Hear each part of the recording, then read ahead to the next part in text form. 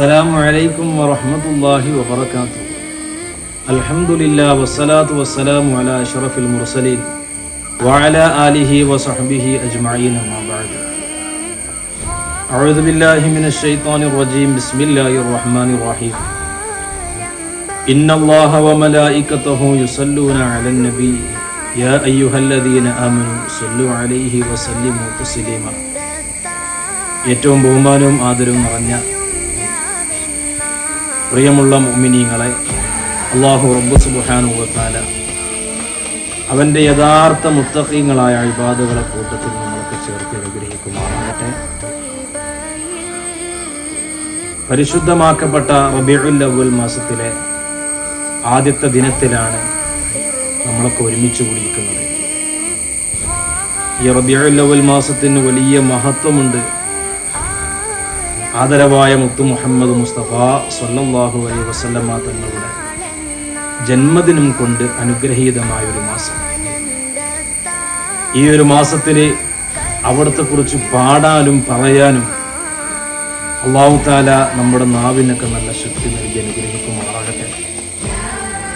മുത്തുനബിയുടെ മദ്ഹ് പാടുക, പറയുക എന്നുള്ളത് അത് വളരെയധികം പുണ്യമുള്ള, നമ്മുടെ ഈമാന് കൊണ്ട് വിജയിക്കാൻ പറ്റിയ ഏറ്റവും വലിയൊരു അമലാണ് എന്ന് മഹത്തുക്കളായ പണ്ഡിതന്മാർ രേഖപ്പെടുത്തുന്നതായിട്ട് കാണാം. മഹാനായ ജുനൈദുൽ ബഗ്ദാദി തങ്ങൾ പറയുന്നുണ്ട്, മൻ ഹളറ മൗലിദൻ നബിയ്യി സ്വല്ലല്ലാഹു അലൈഹി വസല്ലം വഅല്ലമ ഖദ്റഹു ഫഖദ് ഫാസ ബിൽ ഈമാൻ എന്ന് മഹാനായ ജുനൈദുൽ ബഗ്ദാദി തങ്ങൾ പറയുന്നുണ്ട്. മൻ ഹളറ മൗലിദൻ നബിയ്യി സ്വല്ലല്ലാഹു അലൈഹി വസല്ലം വഅല്ലമ ഖദ്റഹു ഫഖദ് ഫാസ ബിൽ ഈമാൻ.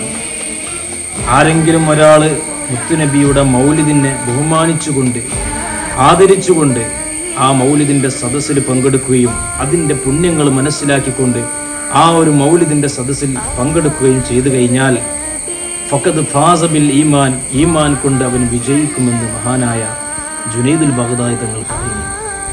അല്ലാഹു റബ്ബ് സുബ്ഹാനഹു വ തആല മുത്തുനബിയെ പ്രിയം വെക്കാനും അവിടുത്തെ യഥാർത്ഥ മുഹിബ്ബീങ്ങളെ കൂട്ടത്തിൽ നമ്മളൊക്കെ ചേർത്ത് അനുഗ്രഹിക്കുമാറാകട്ടെ. ഈമാൻ കൊണ്ട് വിജയിക്കുന്നവരെ കൂട്ടത്തിൽ നമ്മളൊക്കെ ഉൾപ്പെടുത്തി അനുഗ്രഹിക്കുമാറാകട്ടെ. ആമീൻ ബിറഹ്മതിക യാ അർഹമർ റഹീമീൻ. അസ്സലാമു അലൈക്കും വറഹ്മത്തുള്ളാഹി വബറകാതുഹു.